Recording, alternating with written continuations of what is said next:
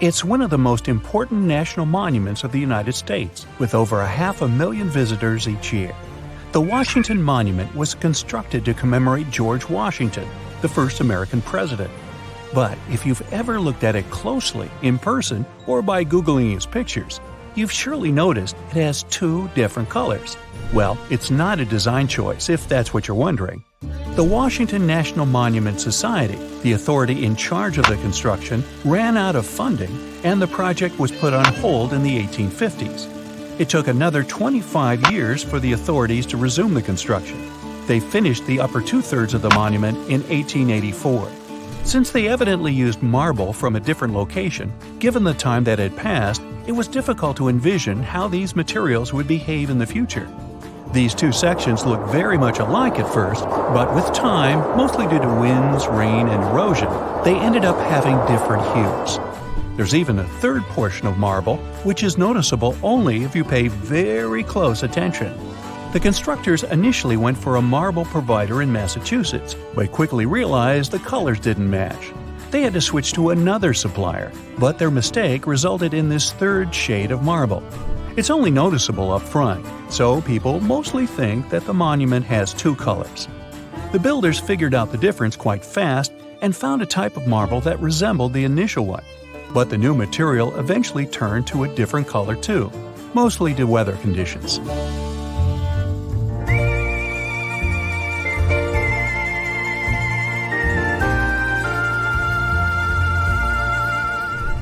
Are you one of those people who like to spend their free time on Pinterest or Instagram in search of your next travel location? Then you surely haven't missed a little Italian town called Cinque Terre. The reason why it's so popular among photographers and globetrotters is its brightly painted buildings, which come in a nice contrast to the crystal clear ocean waters. These houses come in a huge selection of colors, from green to yellow and even bright pink.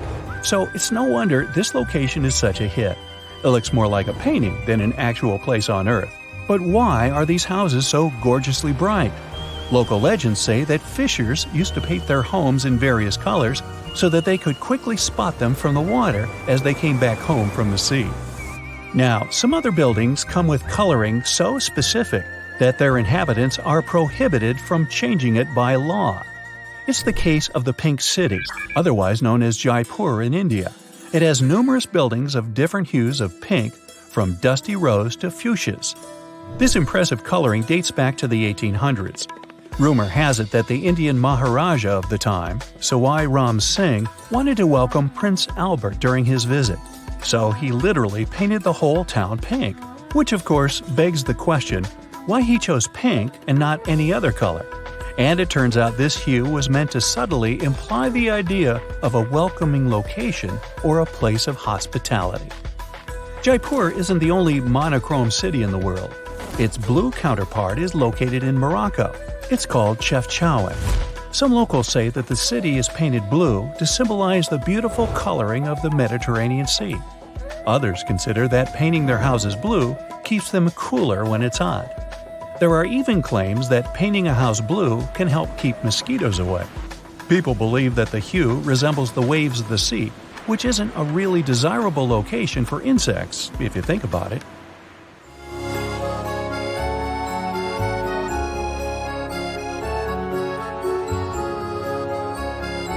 Now, this construction has become the undeniable symbol of the city of love. The Tour Eiffel. I can smell a freshly baked baguette, can't you? Well, it turns out the Eiffel Tower has a little chromatic secret of its own. This famous French monument is painted chestnut brown these days, but it hasn't always been this color. The engineer who built the tower and also gave it its name was a man called Gustave Eiffel. He claimed that the initial paint used for the tower, a very bright red, was supposed to help protect the construction from rust, kind of like the Golden Gate Bridge does in San Francisco. But since it was built, the Eiffel Tower has had many different hues, like ochre, yellow, and several shades of brown. At one point, they even used the ombre paint effect. It made the tower look as if it was fading upon reaching the sky. I've hardly ever heard a more touching story than that of the Taiwanese Rainbow Grandpa. His name is Huang Yongfu, and his story begins in the late 2000s. Given he was officially the last resident, the local authorities were just about to bring down his small village in order to make room for a modern apartment complex. To cope with his sadness, the man started painting the walls of the houses in his village. He began with drawings of birds, cats, and eventually people. In 2010, a local university student found out about this little DIY project, and the rest was history. With the help of a fundraising campaign, this little village now attracts a staggering number of tourists each year, over 1 million. It's no wonder the local authorities eventually renounced their plans. While we're on the subject of beautiful designs, there's a library out there that actually looks like a giant bookshelf. No, it's not a scene from a fantasy movie. Somebody actually built that. One of the facades of the Kansas City Public Library looks like an ordinary row of books lined up on a shelf. Well, not really ordinary, since the books are 25 feet tall and 9 feet wide each. You don't need to be a book nerd to want to check this one out soon. The world's largest basket isn't meant for overweight cats. It's actually a building. Yup, there's a building out there that is actually shaped like a basket. You can find it in Newark, Ohio. It was initially built to serve as headquarters for the Longaberger Company, an American producer of handcrafted wood baskets. It's also renowned among professionals as one of the best-known examples of mimetic architecture. That's a type of design where buildings are constructed to mimic their function or purpose. The building covers 180,000 square feet. It cost around $30 million to build and was completed in 1997. With 7 floors and a central atrium, it also has a glass ceiling which lets natural light get inside. This immense basket is also topped with 2 steel handles. They're equipped with heating elements that prevent them from freezing. They also protect the glass atrium situated right below from any ice that might fall on it during the winter season. Darmstadt, Germany, there's a residential building complex built in the 1990s, named the Weissspirale. It has a wonderful design, as well as an interesting story to back it up. The name literally translates to forest spiral. This might refer to the plan of the building, along with the fact that its roof is green. Not simply in color, though. This swirly building has a jaw-dropping forest on its roof, with maple and lime trees. The unique construction was completed in 2000. It has 105 apartments and more than 100 windows, each of them with its particular shape and size. With 12 floors at its highest point, the building also houses a cafe and a bar. Another interesting feature? Each corner in the construction is rounded off. Now, should you ever find yourself visiting the city of Rotterdam in the Netherlands, try not to miss the cube houses. These unique buildings are placed above ground level on top of a pedestrian bridge close to the city center and the Rotterdam Black metro station. In the 20th century, the city of Rotterdam was damaged. That's why later, it became the focus of new, cutting-edge architecture designs. Dutch architect Piet Blom started designing functional housing, which could also leave some room for pedestrians on the ground level. He got the idea for these houses from simple elements, such as forests and trees. Each house is placed on a hexagonal pylon, a construction made of concrete and designed to look like the trunk of a tree. Each of these pylons has a staircase that leads to well-spaced living areas. Another example of a house that looks like it has just escaped from a fairy tale is the Nautilus House. You can find it near Mexico City, Mexico. With its shell-like shape, it's also one of the first representations of bioarchitecture. The man behind this unique design is Javier Senocien. He was inspired by the works of Gaudi and Frank Lloyd Wright. The very concept of bioarchitecture is that buildings should be constructed based on structures found in nature. It's also supposed to remind people of their local history and traditions. The Nautilus House doesn't have a lot of storage space, according to the builders, but this structure is supposed to be earthquake-resistant and maintenance-free. Not to mention hundreds of tiny rainbow-colored stained glass windows decorating the building. Let's play a little guessing game. I'm going to name the sites you have on your bucket list. Machu Picchu, the Colosseum, Petra, Taj Mahal. Did I get at least one of them right? I have to confess, I was just taking them off the list of the new 7 wonders of the world. It was officially finished in 2007 after a worldwide vote. What happened to the old list? Well, it was put together in the 2nd century BCE. And there is just one site currently still standing, the Pyramids of Giza. Pack your bags. We're going to Peru, the home of the mighty Machu Picchu. When it was first discovered in 1911, its explorer thought he had managed to find the lost city of the Inca. Several decades later, it turned out it wasn't the same city. Plus, there were still 3 farmer families living there, so it couldn't be really called lost and forgotten. No wonder they like it so much there. The stones making up the buildings are cut so precisely and sit together so tightly that you can't even insert a credit card between them. It has saved the city from some serious earthquakes, which are common here. The buildings just dance through all the shaking and then go back into place. And because of the way it's arranged, you can see the sun rise or set exactly behind the important peaks on important days for the Inca. More than half, 60% of all the construction in Machu Picchu was done underground, so you can't even see it. The best part is that there are still things to be discovered if you want to get your name inked in history. Our next stop is on the Yucatan Peninsula in Mexico. The mighty Chichen Itza sits here for well over 1,500 years. The structure has exactly 365 steps. You can count when you go next time if you don't trust me. The Maya, who built the whole thing, were really into astronomy, so it's not surprising they made as many steps as there are days in a year. Also, if you happen to be here during the spring or fall equinox, you'll notice the shadows the setting sun casts make it look like there's a snake going down the stairs. The feathered serpent was one of the main deities in ancient Mexico. Chichen Itza used to be a busy urban center. It had its ups and downs. And by the time the Spanish arrived, the 16th century, it had been mostly abandoned. The first photos we have from the spot are from the end of the 19th century. Looks like the terraced pyramid had a lot more vegetation on it back in 1892. The only source of fresh water in this dry climate is the cenotes, or water-filled sinkholes. There are 4 visible cenotes, and the temple pyramid most likely stands on top of one more. Archaeologists are looking for tunnels to enter it. To see our next wonder, you must be prepared to share it with around 15,000 others. That's how many people visit the statue of Christ the Redeemer every day. The statue sits above the Corcovado mountain and weighs roughly 635 tons. Must have been tricky to lift it all the way up there. Actually, it came in parts. A French sculptor, Paul Landowski, made several pieces of the future sculpture out of clay. The head and the hands were made in full size, and the body would be made larger on the spot. The parts of the statue were cut into cubes and then cast into concrete and put together. Workers prepared the cement right on the spot and transferred all the tools by a small cogwheel railroad which tourists used to get up the hill. The statue is the best proof that lightning does strike in the same place more than once.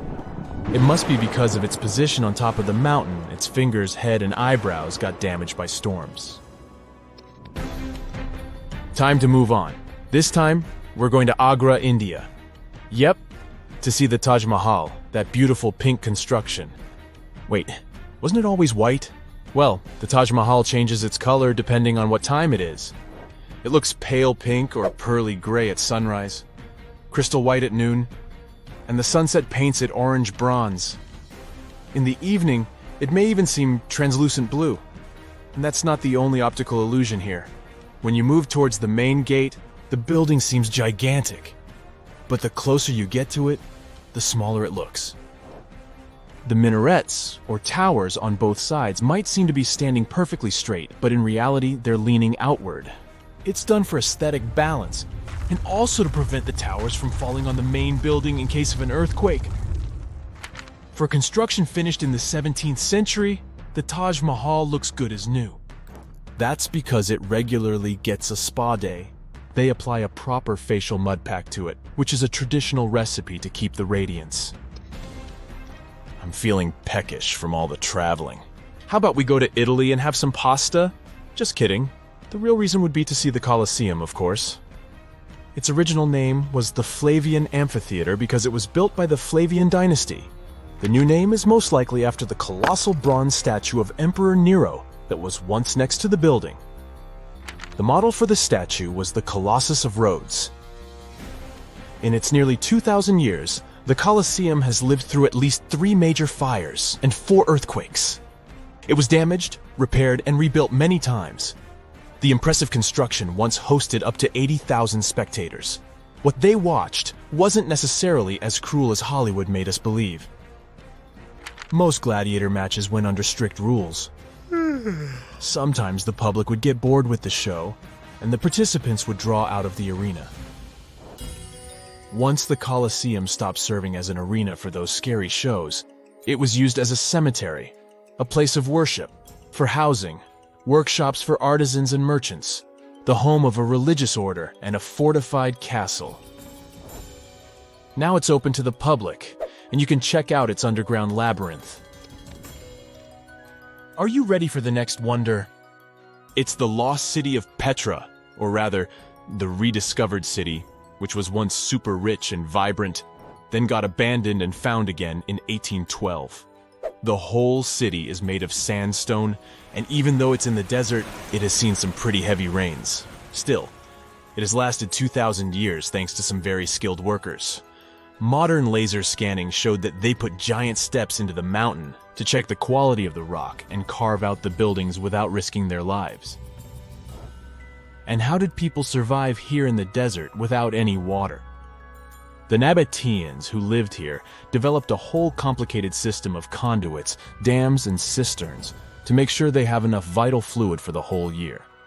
In case you're in your Indiana Jones mode, there's still a lot to discover here in Petra. Archaeologists believe we only know 15% of the city by now, and the rest is still hidden underground. Let's finish our tour with the largest human-made project in the world. Yep, I'm talking about the Great Wall of China. It stretches for over 13,000 miles from the Bohai Sea in the east all the way to the Gobi Desert in the west. But don't trust the popular myth. You won't really see the wall from the moon. It took over 2,000 years to finish, and a good amount of building materials, mostly bricks and cut stone blocks. Have you ever scratched your name on a tree, or even worse, some famous place? No worries, I won't tell anyone. People who built the wall did the same. Some of the bricks, which are mostly from the Ming Dynasty, have some data like production location, brick household name, and the responsible officials. This was a form of quality control. If something happened to any of the bricks, it would be easy to find out who to blame for it. Ooh, look up in the sky. See that white trail? These are called condensation trails or contrails, and they're like artificial clouds planes leave behind. Up there, the atmosphere is of much lower vapor pressure and temperature than the hot gas emitted by the plane's engines. The hot gas and cold air mix together and freeze, turning the gas into tiny droplets of water, and they create the contrails. You can determine the weather by the way the trail looks. If it's thin and short, the weather is nice and the humidity is low. But if the trail is thick and long, it's a sign of high humidity and might be a warning of an upcoming storm. Sometimes contrails can even be colorful. The droplets of water that are formed up in the atmosphere can freeze in different sizes, so they all reflect sunlight at different wavelengths, causing the effect of a rainbow. When all the colors mix, it appears white. That's the color of a common contrail. Meanwhile, there are tiny black triangles above some of the windows on airplanes. The triangles mark the seats that give the best view of the airplane's wings. The crew needs this to find the right spot as fast as possible if they need to inspect the engines, slats, or flaps in case of an emergency. This way, the little triangles save the plane crew a lot of time. An airplane window has 3 panes of plexiglass. That tiny hole you've probably noticed is only in the middle pane. It's there to regulate the huge pressure difference between the inside and the outside of the cabin. Thanks to it, the outer pane can handle the load. If the outer pane breaks, the middle one, even though there's a hole in it, will be able to keep the window intact. That little hole also keeps the windows from fogging up. Airplanes don't take off with the wind, but actually against it. Just think of an airplane as a kite. To make a kite fly, you launch it against the wind, and there it goes. That's because there are 4 forces of flight: lift, weight, thrust, and drag. The lift is generated because the speed of the air is higher above the kite than below it, so the pressure below is higher than the pressure above, and the kite is pushed upwards. This is the lifting force. There's also an opposing force, the force generated by gravity that pulls the object down. That one is called weight. The thrust is the force that pushes the object forward. In the case of a kite, it's generated by the string, the wind, and the forward motion you're making. In the case of an airplane, the thrust force is generated by the engines. Finally, drag is the opposing force of thrust. So, to launch a kite into the air, the lifting force must be greater than the force of weight. Then, to stay in the air, all the four forces must stay in balance. Lift must be equal to weight, and thrust must be equal to drag. Now, an airplane needs airflow over its wings to fly. This airflow isn't generated by the plane's engines, but by the wind. The stronger the airflow, the greater the lift. Going against the wind increases the flow of air over the aircraft's wings, giving it some additional lift and letting it get to a higher altitude in less time as it takes off at a greater angle. The same works for landing. Landing against the wind lets a pilot descend faster, covering a smaller distance. The airflow and the lifting force are responsible for turbulence. The direction and speed of the wind and the airflow aren't constant over time. Sometimes they change pretty quickly, like 100 times per second. So one moment there's more lift, and the other moment there's less lift, and the plane is shaking. That's what you call turbulence. It's not dangerous at all, it just means you fly through the area of highly inconsistent wind, and that's all. Turbulence is the worst in the back of an airplane, so if you're afraid of it, try not to sit there. Commercial airplanes fly at an altitude of around 36,000 feet. They travel at that height for extra efficiency. Up there, the air is less thick, so there's less resistance, and a plane can fly faster and burn less fuel. Flying in the lower stratosphere also allows to avoid birds and weather patterns like rain and clouds, as well as turbulence. High altitudes are efficient, but people can't survive up there. So the aircraft are designed in such a way that their shape supports the internal structure. The windows have to be as strong as possible so that they don't crush. Every corner of a window is a weak spot, so a square window means 4 weak spots, and windows that easily break at high altitudes. That's why plane windows are made round. This way, the stress is evenly distributed all over the window surface, and there's less possibility of a window breaking. Most early airplanes were painted metal or chrome colors. Now they're mostly painted white, and there's a reason for that too. Colors absorb light. If you go out dressed in black on a hot day, your clothes will absorb it and you'll feel even hotter. The white color reflects the light.